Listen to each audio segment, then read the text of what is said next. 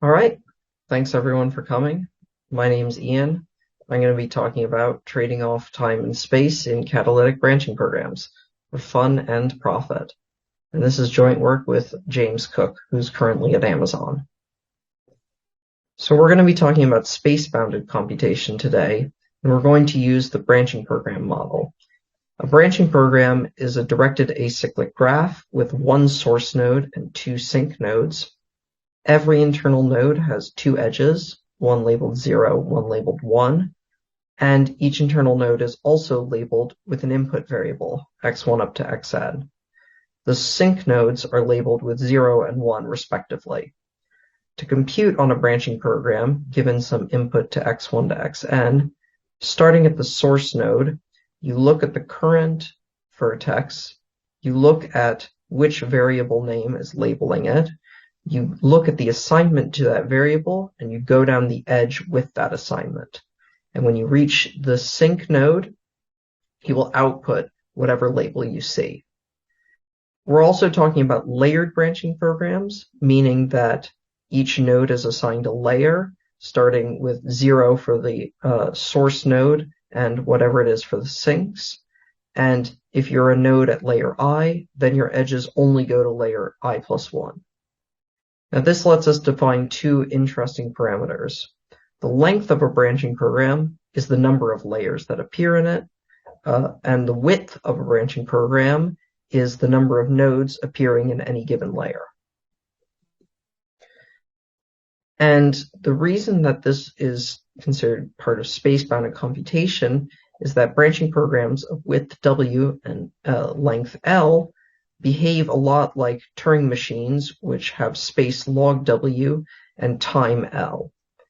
The idea is that if I fix some timestamp, then having W nodes in a layer of my branching program is akin to having log W bits in memory. I can address into the layer using log W bits, and I can have W nodes where each one stands for a different setting of the working memory. And the essential difference between them is that space-time is a uniform model, meaning that if I'm given, say, one n in unary, I can output for you the machine, which takes in n bits, as opposed to branching programs, which we think of as non-uniform, meaning we have no restrictions on their description. They can behave very differently for different n, they can do uncomputable things like solve the halting problem, etc. To drive this point home, I want to mention that every function f, again, even uncomputable ones, can be computed by branching programs of width 2 to the n minus 1 and length n. And the way that we do this is we query each bit, x1, x2, up to xn, and we branch to a new node at every stage, meaning that when we reach the last layer, we've memorized the assignment of the x variables up to that point. And now when we query this last node, we know exactly what our assignment x1 to xn is, and so we direct the outgoing edge directly to the value of the function on that input. So this is where non-uniformity comes in, allowing us to know the truth table when constructing this branching program. Today we're going to be talking about the amortized analog of space-bounded computation. An amortized analysis, the point is to compute a function many, many times in order to save on average on some parameter we care about. In this case, it'll be space, or rather width. So the natural amortized analog of branching programs is simply to take a branching program and copy it many, many times. So say m copies of the branching program. We're not going to concern ourselves with length, as we can think of combining layer I between all the different programs.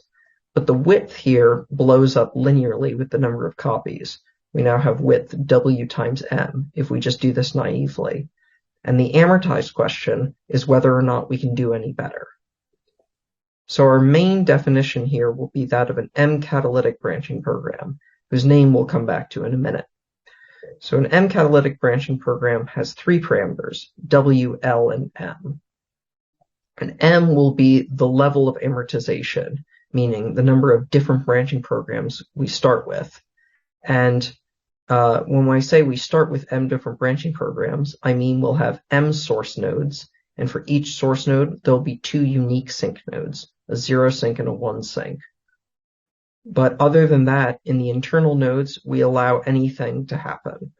So the length is L as usual, and we measure the width by M times W, meaning W is the amortized or average width for between each copy. The question is, when can we make W, in this case, smaller than W for a normal branching program? Now, just to drive the point home here, this amortization we need to be careful about it. If I restrict my attention to any given start node, I should just get a branching program out of it, meaning that if I get an input where f of x is 0, then I should go from the source labeled I to the sink labeled I, 0. And likewise, I should go from I to I, 1 if the input gives me 1 as an output. And this should happen for every source node, and these should all be disjoint. Now, the name catalytic comes from a Turing machine model called catalytic space, or in this case, catalytic space-time. Here, we have a work tape of S bits, a time bound of T, and in addition, we have an extra work tape with C bits. Think of C as being exponential in S, for example. And the catch to this extra work tape is that it's filled in at the start to some setting that's beyond our control. And we're allowed to use this tape just as we would a normal work tape. We can overwrite it however we want, but at the end of the computation, when we output the function f, we also need to reset the catalytic tape to whatever it started off with. So this is the restriction on the catalytic tape that means we can't use it just like a pure work tape. And it's not obvious at all then that this catalytic tape should help us, but there's a great line of research showing that actually you can get highly non-trivial savings using this extra tape. For our purposes, the important thing is to note that M-catalytic branching programs are the natural non-uniform equivalent of catalytic space-time, where again, all the space parameters are logarithmically related to the width parameters. The idea, once again, is if we fix some timestamp, then M times W nodes in a layer can be addressed using log M plus log W bits, i.e. the number of bits we have on the combined catalytic and work tapes, and vice versa. We can store a unique configuration of the work and catalytic memory as long as we have M times W nodes in a layer. The difference, of course, is that these log M bits of the catalytic tape start off in some configuration that needs to be reset. And this exactly corresponds to starting with M source nodes and having each source be paired with two sinks. This is the equivalent of resetting the memory at the end. So now we have two interpretations of catalytic branching programs, and this gives us two interpretations of the goal of reducing W and M. The first is the amortized space setting, where reducing W is reducing the amortized space needed to compute F, and reducing M is reducing the number of copies we need for amortization to actually kick in and reduce W. In the catalytic space world, these are just reducing the amount of classic workspace and catalytic space, respectively, that we need to compute F. Now, we've seen already that we can compute any function, even with M equals 1, if we're allowed for W to go all the way up to, say, exponential. What about in the other direction? Can you make it so that for some large value of M, W goes very, very low? So I should say that for classic branching programs, we have a counting argument showing that almost every function requires branching programs to have either width or length exponential. Essentially, the program that we saw earlier was about as good as it gets. But in contrast, in the catalytic branching program world, any function f can be computed with a catalytic branching program of width 4m and length 4n. And translating those to our parameters, this is constant amortized width, and linear time. So these are as good of parameters as we can hope for. And the only catch is that to get this, we actually need the amount of amortization, or alternatively, the amount of catalytic space, to be huge. We need M to be like doubly exponential. And Petechen, proving this main result, conjectured that this might actually be the best that we can hope for if we want to preserve linear length and constant amortized space. Sorry. And what we show is actually you can do better. So take any function f and fix a parameter epsilon greater than 0 to your liking, and we give an M catalytic branching program with width actually slightly better, 2M. This is optimal given that you have 2M nodes in the output layer. And the length is linear in n as long as epsilon is a constant, and it's not that much worse than linear if epsilon is bigger, or smaller rather. And now the big savings is that we get M to be like 2 to the epsilon n. So this epsilon comes in the double exponent. And again, you can pick epsilon to be subconstant, get something like quasi-linear length, and get truly 2 to the little o of n as your width. So now I'm going to pivot a little bit and show you how to do the original Petechen result. Although this is not going to be the original argument, this is going to be an argument we developed later informally. And I want you to keep both the branching program and the space view in mind. So the space view is that we have an exponential space, like 2 to the n minus 1 bits, which are initialized beyond our control. And we have 2 additional bits of free workspace, one of which will end up being our output bit. And at every step, we can read some xi and update all of our space however we want, based just on which xi we read, or what the value of xi we see is, what the current state of the tapes are, and what the current time step is. So here's the catalytic branching program view. We are going to start at some node G in the source layer. We're going to go to either G1 or G0 in the sink layer.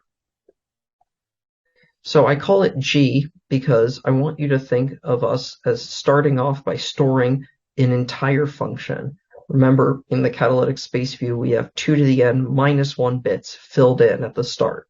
And this is enough to describe a whole function out of our control, except for one entry which we can pick for ourselves. And so we're going to take one of our 2 free work bits, and we're going to set it to 0, and we're going to let this be the last entry in the truth table, in particular, the all zeros entry.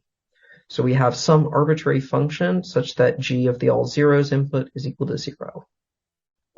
Now the first step is that we're going to read x1 through xn, and we're going to transform the original function g into a new function, g superscript x, such that now it's not the all zeros input which gives 0, but rather x, the input x, whichever input that we read. So this is like rotating the truth table such that that 1 0 bit we had control over ends up in the x spot. And we have to do this without actually reading all of x at once, but just reading it bit by bit. And if you want to know in particular how to do this, just read each bit at a time, and wherever you see a 0, you do nothing. Wherever you see a 1, you like pivot the whole truth table around that coordinate. So you swap alpha, each alpha, for alpha with the ith bit flipped. And this will give you exactly the property that you want. Now the next step, and this actually isn't a branching program step because it takes no reads of the input, so you can think of this as just being a free layer or merge it into the previous layer. What you're going to do is you're going to take your function g superscript x and you're going to add f to it, by which I mean you take their 2 vectors, you take their 2 truth tables as vectors and you add them mod 2. And this now has the property that the xth entry of this new function has f of x written in it. So it has exactly what we want. And the only problem is that we don't actually know which entry we're looking for because we don't know what x is, but we know how to rotate based on x one bit at a time, and so we do so, inverting our our first step of the program, and now we have that whatever function we get out, and this function is very, very different from our original g, we are guaranteed that in the all zeros input of the truth table, we have f of x written down. And so that's enough to actually compute our function f, but the only problem is we need to actually reset the catalytic tape. That was the big promise of catalytic computing. And so we're going to involve our other free bit of memory here. Remember, I gave you 2 free bits. Just copy this value, f of x, over into the free bit. So think of this as like partitioning off the rest of the program into 2 sides, one where f is 0 and one where f is 1. And now that we actually have the answer stored, we can do whatever we want with the rest of the memory in order to reset it. And what better to do than just invert the whole program? So just run everything backwards, but holding on to the answer in a separate bit of memory. And this is enough to ensure that we get back our original function g. And of course, we reset that we reset the working bit that had the all zeros assignment originally, but we didn't have to do that. The important thing was to reset the catalytic memory. And so this has width 4n as promised because we took this catalytic space view, 4m. And it has length 4n because we read x once to do the original permutation, a second time to permute it back, and then twice more to run the whole program in reverse. All right, now I want to talk about where we come into all of this. So this was a new view of Potechin's algorithm from 2017. And what it did was it looked at the catalytic memory, the exponential catalytic memory, as representing a new function g with a truth table representation, meaning every entry was just the some entry in the truth table. And this allowed us to add f over the same representation to g. And then this rotation meant that we controlled where the free bit was and what it meant at the end of the program. But our jumping off point is the fact that in a previous work, we did a very similar sort of thing, where now the catalytic memory actually represented functions over the monomial representation, meaning if you looked at it as a vector, it was no longer the vector holding the truth table, but rather the vector of coefficients of the function over f2 as a polynomial. And here, again, catalytic algorithms give us a way to compute the function f over the monomial basis using only this catalytic memory. In other words, we have ways of adding f over the monomial representation, but also then recovering the value f of x that we actually care about. And this is no longer straightforward, and I'm not going to talk about exactly how you do it today. Just know that it's not as easy as permuting the bits to get new functions, nor at the end is there one entry that you can just directly read the result off of. You need to actually combine all the other registers in a clever way. So I bring this algorithm up because actually using these ideas combined with the Potechin algorithm I outlined before, we get 2 algorithms which differ in their kind of efficiency. The first is just to adapt Potechin's algorithm over the monomial basis. And what you get, or the strategy, as before, is to compute each monomial into separate memory in parallel. So you have these 2 to the n minus 1 entries, each of which corresponds to a monomial coefficient, and you read in x, and every time you read in x, you propagate some information throughout these coefficients, basically to add f. And this takes linear time because you're doing everything in parallel, and exponential space because you have an entry for each coefficient. But the way that we originally introduced this algorithm, back when we were using it to prove upper bounds in the tree evaluation problem, we actually did things in series. So we didn't use this exponential size memory. We only used linear memory, actually. But instead of computing all the coefficients at once, we had to compute them one at a time and add them to the output register, building the function f on the input x slowly over time. And this is irrelevant in its current form to what we want to accomplish, but our main result is formed by trading off between these two algorithms, hence the name. So here's the formal statement of the main result that I stated earlier, and all I want to point out is the dependence on epsilon in the length is like 2 to the 1 over epsilon, so very mild dependence. And as I said before, the idea is we're going to trade off somehow, and the way we do it is we use the Petechian algorithm I described before to compute all the monomials only up to some limited degree epsilon n. And then afterwards, we're going to, in series, combine those high-degree monomials to produce, those low-degree monomials to produce the high-degree monomials.